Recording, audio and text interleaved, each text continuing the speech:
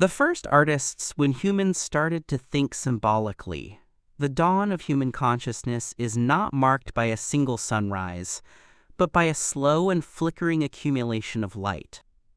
For the vast majority of the history of the genus Homo, survival was a matter of mechanics. It was a narrative defined by the sharpness of a stone flake, the caloric density of marrow, and the immediate sensory input of the predator and the prey. There was the world as it was, raw and literal.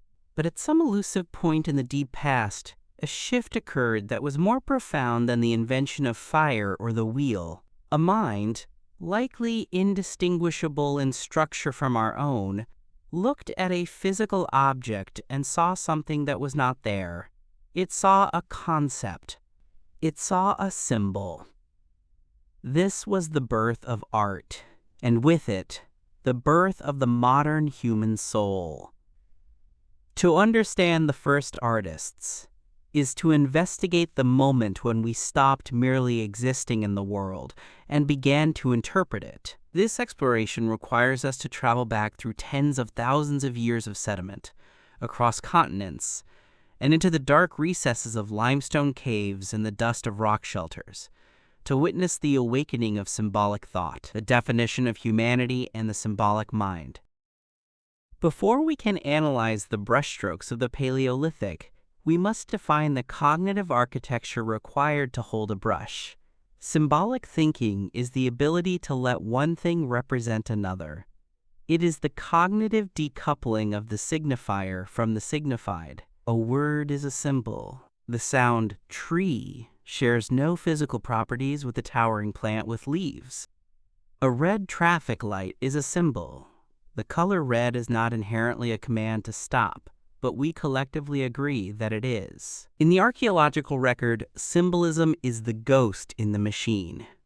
We cannot dig up a thought, but we can dig up the proxies of thought. When an early human drilled a hole in a shell to wear it as a necklace, they were not improving their survival odds in a direct, caloric sense. They were engaging in social signaling, identity formation, or aesthetic appreciation. They were saying, "I am this," or "we are distinct from them." This is the substrate of art. The journey to this cognitive leap was not sudden. For millions of years, our ancestors, the Australopithecines, and early Homo habilis, utilized tools. However, these tools were strictly utilitarian. A stone shattered to create a sharp edge is a solution to a problem, cutting meat. It requires intelligence, but it does not necessarily require symbolism. The transition from the functional to the symbolic is the transition from the biological to the cultural. It is the point where evolution began to operate on ideas as much as on genes. The symmetry of the hand axe and the proto-aesthetic. Long before the famous cave paintings of Europe or the carved figurines of the Ice Age, there was the Acheulean hand axe. Created by Homo erectus and later Homo heidelbergensis, these teardrop-shaped stone tools represent a technological stasis that lasted for over 1 million years. However, within this monotony, there is a curious anomaly that hints at the stirrings of an aesthetic sense. Many of these hand axes are fashioned with a symmetry that exceeds functional requirements. A rough rock would suffice to smash a bone, and a simple flake would suffice to slice hide. Yet, these ancient hominids spent hours knapping stones into perfectly symmetrical, bifacial forms. Some were made of materials that were aesthetically pleasing but difficult to work with, such as quartz or obsidian. Some were too large to be practical, suggesting they were never meant to be used but rather displayed. Evolutionary psychologists and archaeologists have argued that these over-engineered tools might represent the very first stirrings of artistic intent. They may have served as fitness indicators, a way for a male to demonstrate his motor control, patience, and cognitive planning to potential mates, much like the peacock's tail. While not art in the modern sense, this obsession with form and symmetry lays the neural groundwork for the composition and balance that would define later pictorial art. It suggests that the brain was beginning to find pleasure in order and pattern, a prerequisite for the symbolic explosion to come. The African Genesis and the Ochre Revolution. For decades, the Eurocentric view of archaeology placed the creative explosion in the Upper Paleolithic of France and Spain, roughly 40,000 years ago. It was believed that modern humans arrived in Europe and suddenly, as if a light switch were flipped, began painting, sculpting, and carving.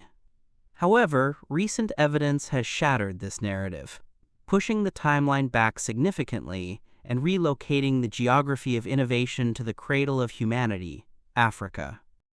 The primary medium of this early artistic phase was ochre, an iron-rich mineral that produces a red or yellow pigment. At sites like Pinnacle Point and Twin Rivers in Africa, evidence of ochre processing dates back as far as 160,000 to 300,000 years.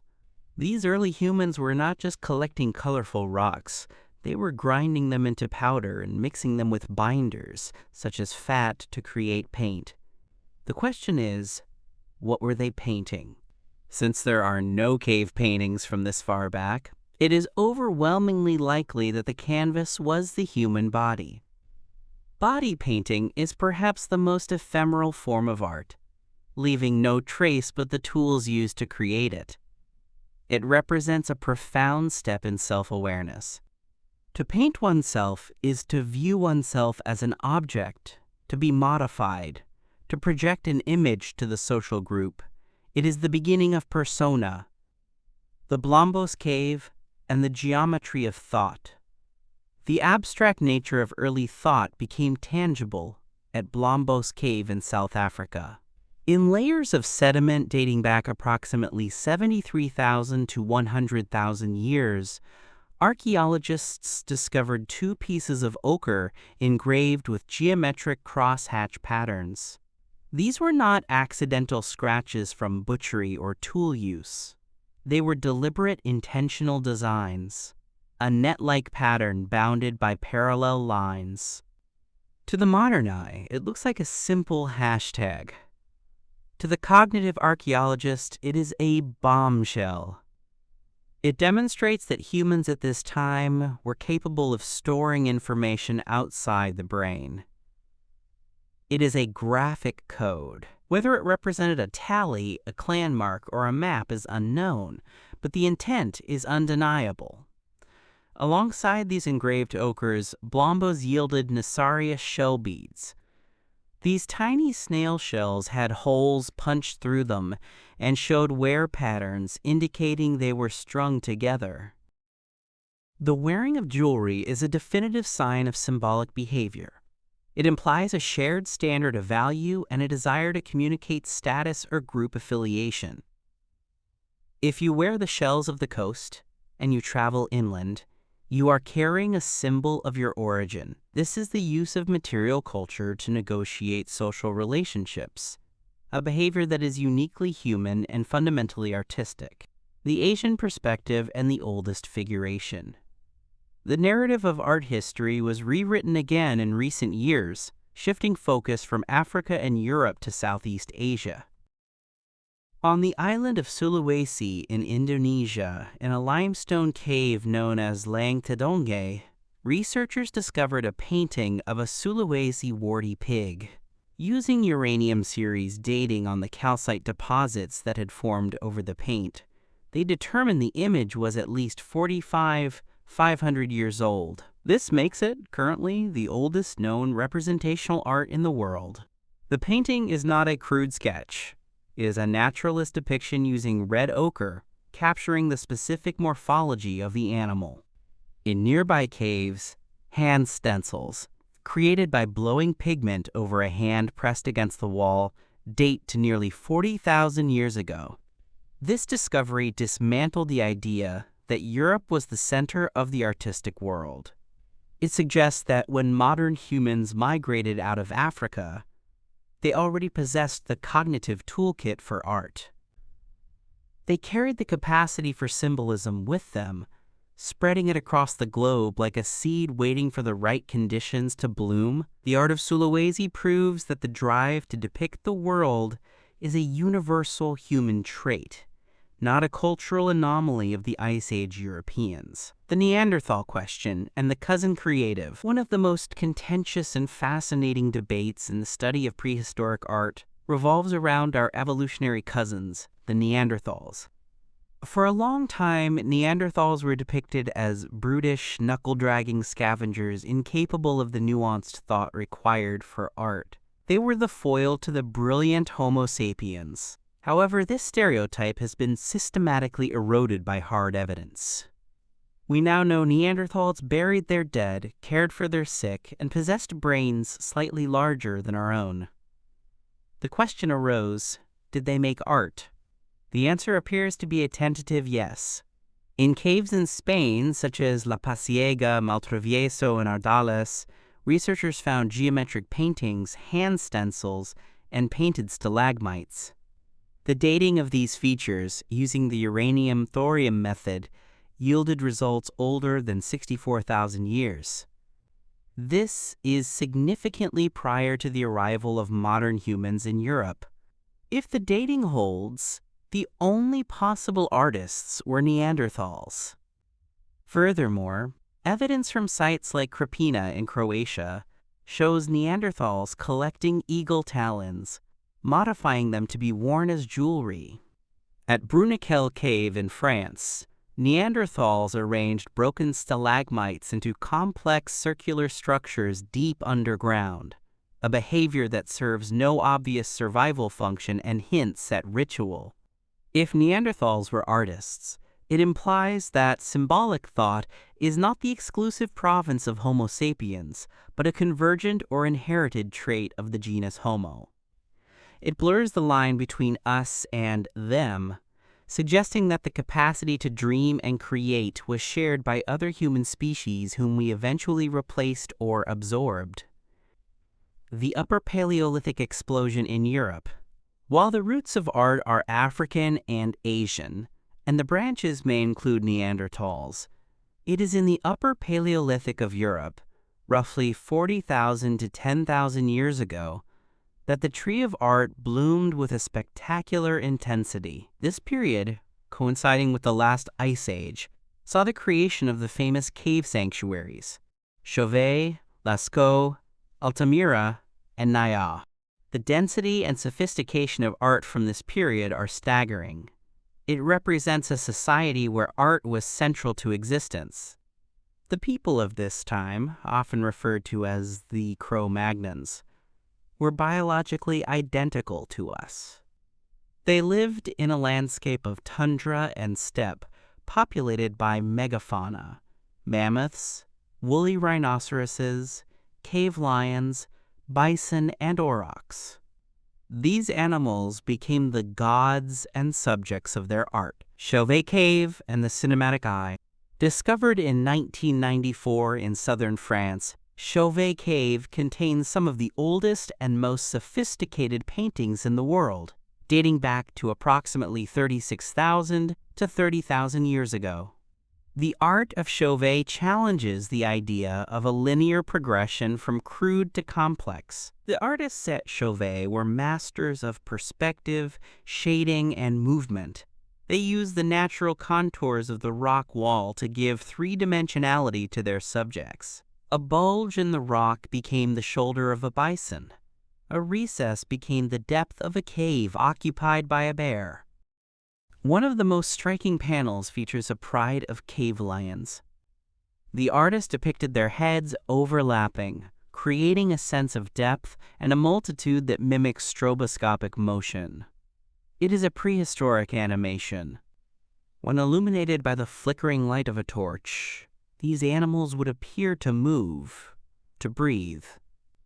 The artists also used stump drawing techniques, spreading charcoal with their hands to create shading and volume, a technique known as sfumato, when Da Vinci used it tens of thousands of years later. The subject matter of Chauvet is also unique. While later caves focused on prey animals, Chauvet is dominated by dangerous predators, lions, bears, rhinos. This suggests a different relationship with the animal world, one of fear and reverence rather than just domination. Lascaux and the Sistine Chapel of Prehistory. If Chauvet is the gallery of the predator, Lascaux, dated to around 17,000 years ago, is the cathedral of the prey. The Hall of the Bulls in Lascaux is perhaps the most famous image in all of prehistory. Huge aurochs, some 5 meters long, float across the ceiling, surrounded by horses and deer. The scale is monumental. The artists of Lascaux utilized scaffolding to reach high areas, mixing complex pigments from varied mineral sources to achieve different hues of red, yellow, black, and violet. They developed spray painting techniques by chewing pigment and spitting it over their hands, or through hollow bones. Lascaux also contains the cryptic shaft scene, a rare depiction of a human figure. The man is stick-like, with a bird's head, lying prone before a disemboweled bison. A rhinoceros walks away to the left. Next to the man is a bird on a stick. The narrative remains opaque to us. Is it a hunting accident? A shamanic trance? A myth? This contrast between the realistic, majestic animals and the crude, schematic human is a persistent theme in Paleolithic art. It suggests that early humans did not view themselves as the center of the aesthetic universe. The animal was the ideal. The human was merely the observer. Altamira and the discovery of ancient genius. When Marcelino Sanz de Sautuola and his daughter Maria discovered the paintings of Altamira in Spain in 1879, the scientific community rejected them as forgeries. The polychrome bison, painted on the ceiling with such vibrant realism, were deemed too advanced for primitive man. It took decades for the site to be authenticated, forcing a complete paradigm shift in how we viewed our ancestors. The bison of Altamira are painted on the natural bosses of the ceiling, making them appear curled and three-dimensional. The artists used charcoal to outline and then filled in the forms with ochre. The result is a herd that seems to be sleeping or rolling in the dust just above the viewer's head. Altamira reminds us that primitive refers to technology, not intelligence or talent. An artist from Altamira, given a modern education, could likely paint alongside the masters of the Renaissance. The cognitive hardware was fully installed, only the software of culture has changed. The portable universe, Venus figurines, and the Lion Man. Not all art was fixed to the walls of caves. The Upper Paleolithic also saw a proliferation of portable art, objects that could be carried, traded, and held. Among the most iconic are the Venus figurines. These small statuettes, carved from ivory, stone, or baked clay, depict female forms with exaggerated sexual features, large breasts, abdomens, and hips, while often lacking facial features or feet. They have been found from France to Siberia, spanning thousands of years and thousands of kilometers. This widespread distribution suggests a shared cultural or religious ideology across the Eurasian steppe. Theories abound regarding their meaning: fertility totems, self-portraits of pregnant women looking down at their own bodies, or even prehistoric pornography. Regardless of the specific interpretation, they represent the first standardized symbolic language of the human form. Even older, and perhaps more profound, is the Lion Man of the Hollensteinstadel cave in Germany. Dating to roughly 40,000 years ago, this figurine is carved from mammoth ivory and depicts a creature with the body of a man and the head of a cave lion. This object is arguably the most important piece of evidence for the development of complex imagination. There is no such thing as a lion man in the physical world. To create this image, the artist had to take the concept of man and the concept of lion and fuse them into a new, non-existent entity. This is the essence of fiction, of mythology, of the supernatural. It proves that these early people were capable of imagining worlds beyond the physical reality. It suggests the existence of storytelling, of animism, of a belief in fluid boundaries between human and animal spirits. The psychology of the cave, shamanism, and entoptics. Why did they do it? This is the ultimate question.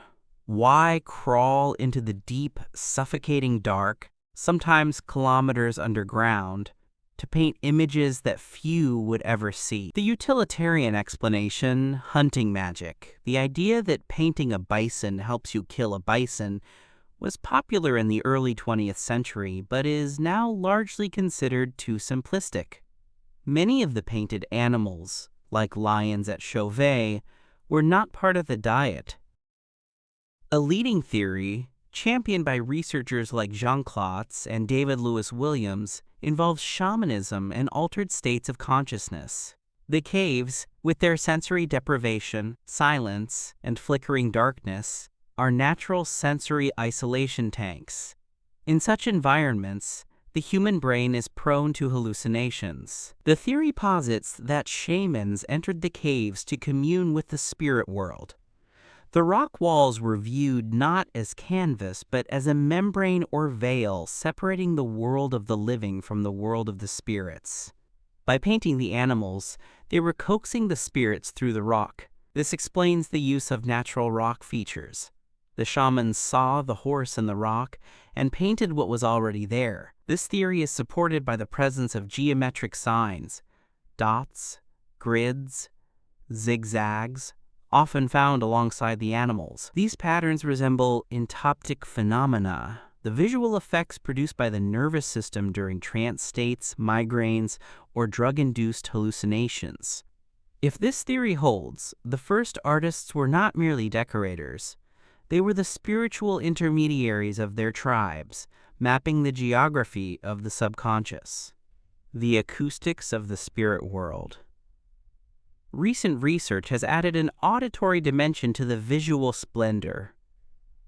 Studies of the acoustics in painted caves have shown a strong correlation between the placement of art and the resonance of the cave. Points in the cave with the best echoes, or the most unusual acoustic properties, are often the most heavily painted. In the pre-industrial world, silence was the norm. A cave where a clap sounds like thunder or a hum resonates like a choir would have been a place of immense power. It is likely that the art was part of a multisensory ritual involving sound, chanting, drumming, and light. The painting of a bison may have been the visual component of a ceremony designed to summon the voice of the bison spirit. This transforms the cave from a gallery into a theater or a temple. The social function of art, information and cohesion. Beyond the spiritual, art served a vital social function. In the harsh environment of the Ice Age, information was survival. Some researchers argue that the paintings served as an encyclopedia of animal behavior. The depictions often show animals in specific seasonal coats, engaging in mating behaviors, or displaying aggression. This information, encoded on the walls, could be taught to initiates. The caves may have been sites of initiation rites, where adolescents were brought into the fold of adult knowledge. Furthermore, the style of art served as a social glue. By adhering to a specific artistic convention, a group reinforced its identity. The shared symbols created a bond of trusting cooperation that extended beyond the immediate family unit. This ability to cooperate with non-kin based on shared symbols is a defining characteristic of Homo sapiens, and a key reason for our success over Neanderthals. The hand stencils, the signature of the individual. Amidst the grand herds of animals, the hand stencils strike a deeply personal chord. Found globally, from Patagonia to Indonesia to France, these images were created by placing a hand on the rock and blowing pigment over it. They are the negatives of a presence. They scream, "I was here." Analysis of the finger lengths in some caves suggests that many of these hands belong to women and children, challenging the old notion that cave art was the exclusive domain of male hunters. The hand stencil is the ultimate assertion of self. It is a touch across time. When we place our hand over a stencil in a photograph, we are engaging in a phantom high five with a human who lived 40,000 years ago. It is the most direct and poignant form of communication possible between the Pleistocene and the Anthropocene. The transition to the Neolithic, the shift in symbols. As the Ice Age ended and the climate warmed, the human relationship with the world changed, and so did the art. The great cave sanctuaries were abandoned. Humans began to settle, domesticate animals, and cultivate crops. This transition, the Neolithic Revolution, brought a shift in symbolic thinking. At sites like Göbekli Tepe in Turkey, dating to around 11,500 years ago, we see the bridge between the hunter-gatherer world and the agricultural world. Göbekli Tepe features massive stone pillars carved with reliefs of dangerous animals: scorpions, boars, vultures. Unlike the hidden art of the caves, this was public, monumental architecture. It required the coordination of large labor forces. The symbols here seem to represent a new kind of codified religion, perhaps a fear-based system meant to control a larger, more sedentary population. As agriculture took hold, art became more schematic. The naturalism of the Paleolithic faded, replaced by stylized human figures and geometric patterns on pottery. The focus shifted from the animal to the human, from the wild to the domestic. The individual genius of the cave painter was subsumed by the collective style of the village.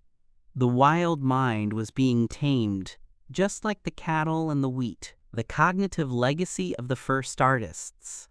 The legacy of the first artists is the cognitive world we live in today.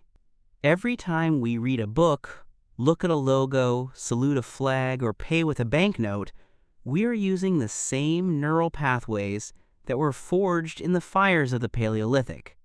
We are symbolic creatures. We inhabit a reality constructed of ideas and representations as much as physical matter.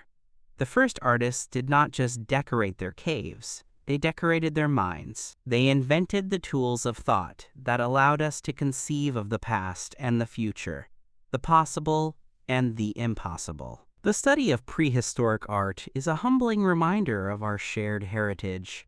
It strips away the veneer of technology and civilization to reveal the raw human impulse to create. It shows us that art is not a luxury. It is an evolutionary necessity. It was the mechanism by which we made sense of a chaotic universe. It was the light we held up against the dark. Standing before a painting of a bison in the cavernous dark of Nio, or looking at the delicate cross-hatchings on a stone from Blombos, we are witnessing the moment the universe became conscious of itself. We are looking into the mirror of deep time, and the face looking back is, unmistakably, our own. The evolution of technique and material mastery. To fully appreciate the depth of this ancient innovation, one must delve into the chemistry and mechanics of their production. The first artists were also the first chemists. They did not simply find paint, they engineered it. Analysis of the pigments from Lascaux and other sites reveals complex recipes. They identified specific iron oxides for reds and yellows, manganese dioxides, and charcoal for blacks. But a pile of colored dust does not make paint. They needed binders to make it adhere to the wet limestone walls. Archaeological chemistry has detected traces of animal fat, blood, vegetable juices, and even urine used as binders and extenders. They understood that different recipes were needed for different surfaces. They employed heat treatment to change the color of ochre, turning yellow goethite into red hematite through roasting, a controlled chemical process. Furthermore, the tools of application were varied. They made brushes from horsehair and plant fibers, They used pads of moss or fur. The spray painting technique required a specific consistency of paint to prevent clogging and ensure an even mist. In some instances, they used hollow bird bones as airbrushes. The mastery of these materials implies a tradition of knowledge transfer. This was not a solitary genius reinventing the wheel every generation. This was a guild-like transmission of technical skill. Young apprentices likely ground pigments for elders, learning the ratios and the techniques, ensuring the continuity of the culture for thousands of years. The stability of the artistic style in the Franco-Cantabrian region, lasting for over 20,000 years, is a testament to this rigid cultural transmission, a duration of stability that dwarfs the lifespan of any modern empire or artistic movement. The global context, Australia and the Americas. While Europe offers the most concentrated and studied examples of cave art, the story is incomplete without looking at Australia. The Aboriginal cultures of Australia represent the longest continuous artistic tradition in the world. Rock art in the Kimberley and Arnhem Land regions dates back tens of thousands of years. The Guion, or Bradshaw figures, depict elegant, ornamented human figures with complex headdresses and tassels, suggesting a sophisticated culture with elaborate ceremonial dress. Unlike the animal-centric art of Europe, this art focuses intensely on the human figure and material culture. It records the changing environment, depicting animals that went extinct megafauna and rising sea levels. This art is not just archaeological. It is a living spiritual document for the Aboriginal people, linked to the Dreamtime stories that explain the creation of the world. In the Americas, the timeline is shorter but no less significant. The Cueva de las Manos in Argentina is a spectacular display of hand stencils, creating a collage of humanity on the rock face. The art here marks the successful migration of the symbolic mind to the very edge of the habitable world. It signifies that by the time humans crossed the Bering Land Bridge, the software of art was fully integrated into the human operating system. It was as essential survival gear as the spear or the parka. The role of pareidolia in early art. A fascinating cognitive aspect of rock art is the phenomenon of pareidolia, the psychological tendency to see patterns, specifically faces or animals, in random stimuli. The cave environment is rich in ambiguous shapes, cracks, bulges, shadows, and stains. It is highly probable that the first act of art was not drawing, but recognition. A hunter, sitting by a fire, looked at a bump on the wall and saw the shoulder of a mammoth. The artistic act was then to add a line of charcoal to complete the image, to fix the vision onto the rock. This interaction with the natural topography suggests a worldview where the image is inherent in the earth. The artist is not a creator ex nihilo, but a revealer. This contrasts with the modern canvas, which is a blank void waiting to be filled. For the Paleolithic artist, the canvas was an active participant in the creation. This dialogue between the rock and the mind highlights a heightened state of observation, a hyper-awareness of the physical environment that modern humans, cushioned by flat surfaces and right angles, have largely lost. Music and the ephemeral arts. We must also consider the art that did not survive. We have the flutes made of vulture bone and mammoth ivory from the Geisenklostral cave in Germany, dating to 40,000 years ago. These are sophisticated instruments capable of playing complex pentatonic scales. If there were flutes, there were drums made of wood and skin which have rotted away. There was singing. There was dance. The footprint trails in some caves suggest rhythmic movement. The visual art we see today was likely just the backdrop for a multimedia performance. We are walking into an empty opera house and judging the production solely by the painted scenery, missing the music, the costumes, and the actors. The existence of music is crucial because, like visual art, it is abstract. It communicates emotion without propositional content. It binds groups together in shared rhythm, synchronizing heartbeats and movements, creating a powerful sense of unity. The cognitive leap, language and art. The relationship between art and language is a chicken and egg problem. Did language enable art, or did art facilitate the complex cognition required for language? Both rely on the same neural capacity for symbolism and recursion. To draw a bison is to name it. To sequence beads is to create a syntax. It is widely believed that the full suite of modern human behavior, complex language, art, advanced tools, emerged in a feedback loop. As our social groups grew larger, the need for complex communication increased. Art became an external hard drive for cultural memory, storing stories and information that oral language alone could not secure. It allowed for communication across time and space. A marker on a trail told a stranger, "I was here," or "danger ahead," without the speaker being present. This displacement is the hallmark of language. Thus, the history of the first artists is also the history of the first storytellers, the first poets, and the first philosophers. The fragility and preservation of the past. As we study these ancient masterpieces, we are faced with their fragility. For thousands of years, they were preserved by the very environment that created them: stable temperatures, high humidity, and darkness. The discovery of these caves often spells their doom. The introduction of light, changes in airflow, and the breath of tourists introduce algae, bacteria, and fungi that eat the pigments. The closure of Lascaux to the public and the creation of the facsimile Lascaux the First Viv represents a new chapter in our relationship with this heritage. We must now use our most advanced technology, 3D laser scanning, digital modeling, virtual reality, to preserve the work of our ancestors. We are the guardians of the first sparks of human genius. To lose them would be to lose the memory of our own childhood. Conclusion: the mirror of time. The journey into the world of the first artists is a journey into the essence of what it means to be human.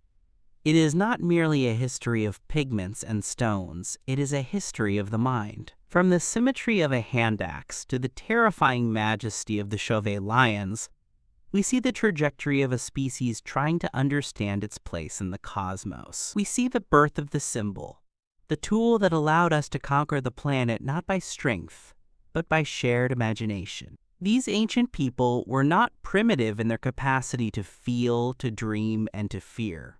They stood in the dark, surrounded by predators, and chose to create beauty. They asserted their existence against the void.